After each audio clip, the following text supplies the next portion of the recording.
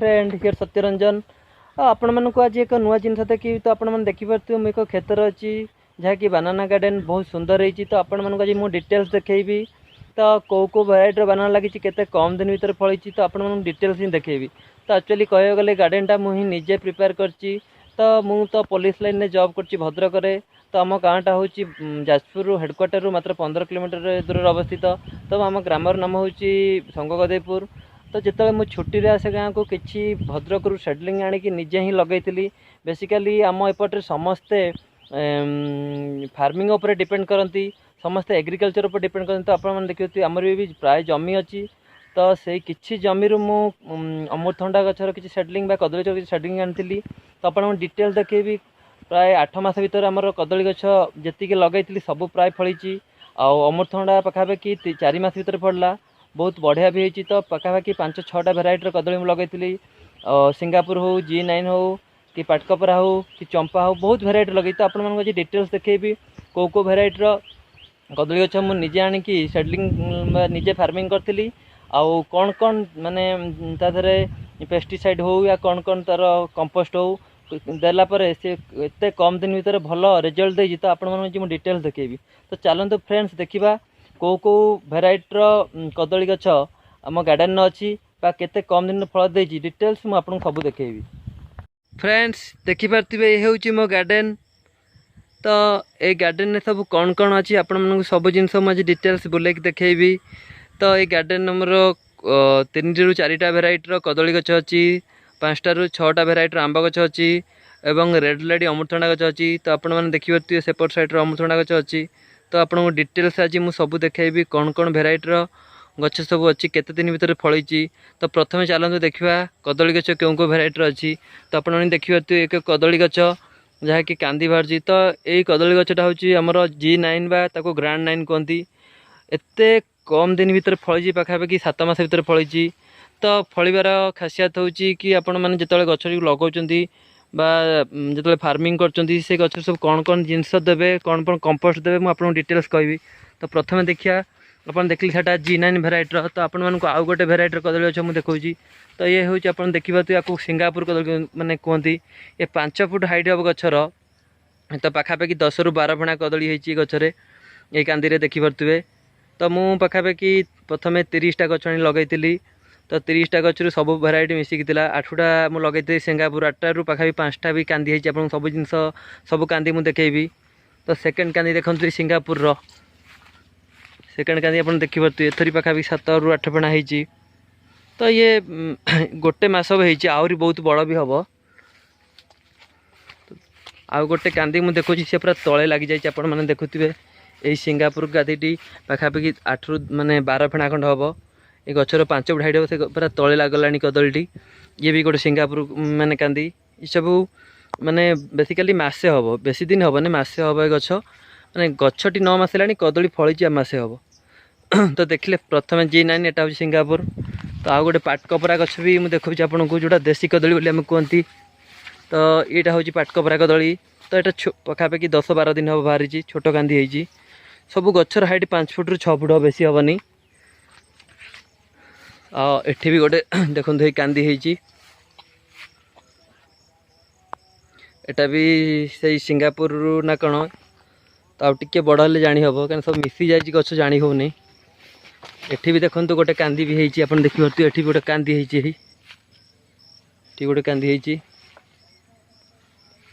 तो आउ गोटे एठी भी लास्ट गोटे कांदी होती तो एटा भी पाटकपरा ना कौन तो 4-5टा भेराइटर अच्छी पाटकपरा G9 सिंगापुर चंपा तो देखिपे पाखापाखि 40-50टा गछ होती पाखापाखि 15टा कांदी कदली बाहर तो आपण मानक देखुची सब कांदी तो बाहरी नहीं तो एठी भी गोटे ही कांदी अच्छी लास्ट पर्यंत मुझे देखा आपण मानक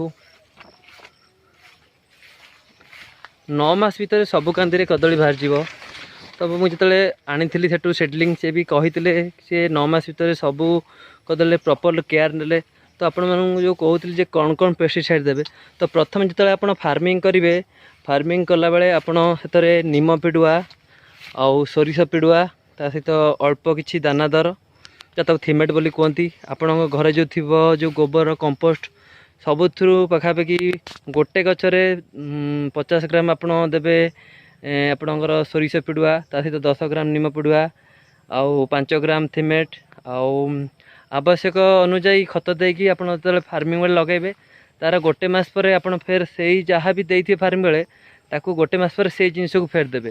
ତାପରେ ମଝିରେ ମଝିରେ ଯେଉଁ ଯେତିକି ପୋକ ଫୋକ ଲାଗୁଛନ୍ତି ତା ପାଇଁ କିଛି ଔଷଧ ଅଛି ଆଣିକି ନିଜେ ତା ଦେହରେ ମେଡ଼ିସିନ ସ୍ପ୍ରେ କରିବେ। ଆପଣମାନେ ଦେଖିପାରୁଥିବେ ଟୋଟାଲ ଗାର୍ଡ଼େନଟା ପାଖାପାଖି 30ଟା 20ଟା ଗଛ ମୁଁ ପ୍ରଥମେ ଆଣି 20-30ଟା ଲଗାଇଥିଲି, ପାଖାପାଖି ଏବେ 100 ଗଛ ହେଇଗଲାଣି।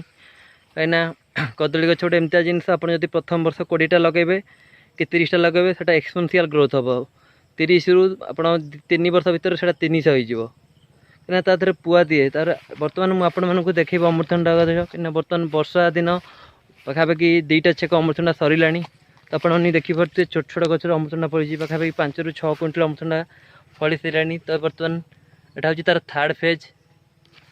ତ ଇଏ ହେଉଛି ମୁଁ ଅମୃତଭଣ୍ଡା 30ଟା ଗଛ ଆଣି ଲଗାଇଥିଲି ଟ୍ରାଏଲ୍ ବେସିସ୍ରେ। ତ ଏଇ ଅମୃତଭଣ୍ଡା ଗଛଟା ହେଉଛି ଆମର, ତାର ନାଁ ହେଉଛି ରେଡ୍ ଲେଡି। ତ ପାଖାପାଖି ଇଏ ବି ଯେଉଁ ପ୍ରୋସେସ୍ରେ ମୁଁ କହିଲି ସେମ୍ ପ୍ରୋସେସ୍ରେ ଅମୃତଭଣ୍ଡା ମଧ୍ୟ ଲଗାଇଥିଲି। ମାନେ ଫାର୍ମିଂ ବେଳେ ଥରେ ଦେଇଥିଲି କମ୍ପୋଷ୍ଟ, ମଝିରେ ଥରେ କମ୍ପୋଷ୍ଟ ଦେଇଥିଲି। ଯେହେତୁ ମଝିରେ ଯେଉଁ ଆମର ସାଇକ୍ଲୋନ୍ ଗୋଟେ ଆସିଥିଲା, ସାଇକ୍ଲୋନ୍ ପାଇଁ ଗଛର ଟିକେ ତାର ସିନାରିଓ ଚେଞ୍ଜ ହେଇଯାଇଛି। ତ ମୋଟାମୋଟି ଭାବେ ଟ୍ରାଏଲ୍ ବେସିସ୍ରେ ବହୁତ ଫଳ ଫଳିଥିଲା ଗଛରେ। ଆପଣମାନେ ଦେଖିପାରୁଥିବେ ଛୋଟ ଛୋଟ ଗଛରେ ଫଳିଛି, ବହୁତ ଭଲ ଫଳ ବି ହେଇଥିଲା।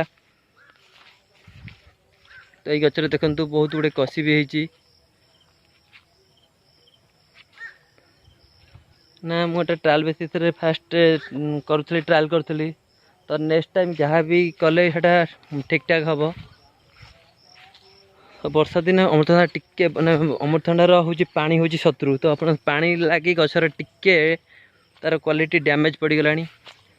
ଏବଂ ଆମ୍ବ ଗଛ ମୁଁ ପାଖାପାଖି 8ରୁ 9ଟି ଆମ୍ବ ଗଛ ଲଗାଇଛି, ଆପଣମାନଙ୍କୁ ଦେଖେଇବି। ତ ଇଏ ହେଉଛି ଗୋଟେ ଆମ୍ବ ଗଛ, ସୁବର୍ଣ୍ଣରେଖା ଆମ୍ବ ତାକୁ କୁହନ୍ତି। ତ ଏଇଟା ହେଉଛି ବାଇଗଣ ପଲେଇ ଆମ୍ବ ଗଛ, ଏଇଟା ଦେଖୁଥିବେ ଆପଣ। ଏଠି ବି ଗୋଟେ ଆମର ସୁବର୍ଣ୍ଣରେଖା ଆମ୍ବ ଗଛ ମୁଁ ଲଗାଇଛି, ପାଖାପାଖି 8-10ଟା ଆମ୍ବ ଗଛ ମୁଁ ଲଗାଇଛି। ଏଟା ବି ଆପଣ ଦେଖୁଥିବେ, ଏଟା ବି ଗୋଟେ ଗଛ ଆମ୍ବ ଗଛ। କେଉଁ ଭେରାଇଟିର ମେ ବି ଏଟା ହେମସାଗର।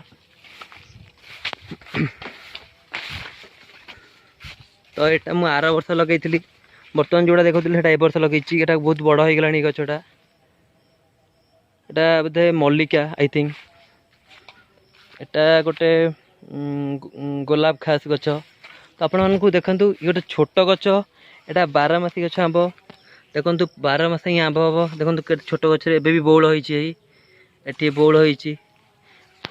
ଆପଣ ବି ଯଦି 12 ମାସ ଗଛ ଆମ୍ବ ଲଗାଇବେ, ପ୍ରଥମେ ବଉଳଟା ଭାଙ୍ଗିଦେବେ। କାହିଁକିନା ବଉଳ ମାନେ ବର୍ତ୍ତମାନ ବଉଳ ହେଇଯାଉଛି, ଗଛ ଆଉ ବଢ଼ିବନି। ମୁଁ ଦେଖନ୍ତୁ ଏବେ ଭାଙ୍ଗି ଦେଉଛି ବଉଳ ଗୁଡ଼ା, ସବୁ ବଉଳ ମୁଁ ଭାଙ୍ଗି ଦେଉଛି ଏବେ। କାହିଁକିନା ଗଛ ଯେତେ ବଢ଼ିବ, ମିନିମମ୍ 2 ବର୍ଷ ଗଛର ବଉଳ ଭାଙ୍ଗିବେ। 2 ବର୍ଷ ପର୍ଯ୍ୟନ୍ତ ବଉଳ ଭାଙ୍ଗିବେ, 2 ବର୍ଷ ପରେ ଆଉ ଭାଙ୍ଗିବେ ନାହିଁ। ଏଟା 12 ମାସେ ଏ ଆମ୍ବ ଗଛଟି ହିଁ ଫଳିବ। ଏ ଗଛର ନାଁ ହେଉଛି 12 ମାସି ଆମ୍ବ। ବର୍ଷା ହେଇକି ବିଲରେ ଘାସ ଗୁଡ଼ା ବଢ଼ିଯାଇଛି। ତ କାଲି ଆଡ଼କୁ ଗୋଟେ ଲୋକ ଠିକ୍ କରିକି ଘାସ ଗୁଡ଼ା ବାଛିଦେବ, କାହିଁକିନା ଘାସ ରହିଲେ ପୋକ ଫୋକ ଗଛକୁ ଖାଇଦେବେ। ତ ଇଏ ବି ଗୋଟେ ହେଉଛି ଭେରାଇଟିର ଆମ୍ବ ଗଛ, ଆପଣ ଦେଖିଥିବେ। ପ୍ରାୟ ମୁଁ ସବୁ ଭୁଲିଗଲିଣି ଆମ୍ବ ଗଛର ନାଁ। ପାଖାପାଖି 8-9ଟା ଭେରାଇଟି ଅଛି। ଏଠି ଗୋଟେ ଆମ୍ବ ଗଛ ଲାଗିଛି, ତ ଏଠି ବି ଗୋଟେ ଆମ୍ବ ଗଛ ଲାଗିଛି।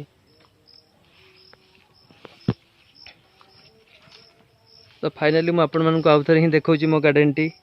ତ ଆପଣମାନେ କମେଣ୍ଟରେ କହିବେ ମୋ ଗାର୍ଡ଼େନଟି କେମିତି ହେଇଛି।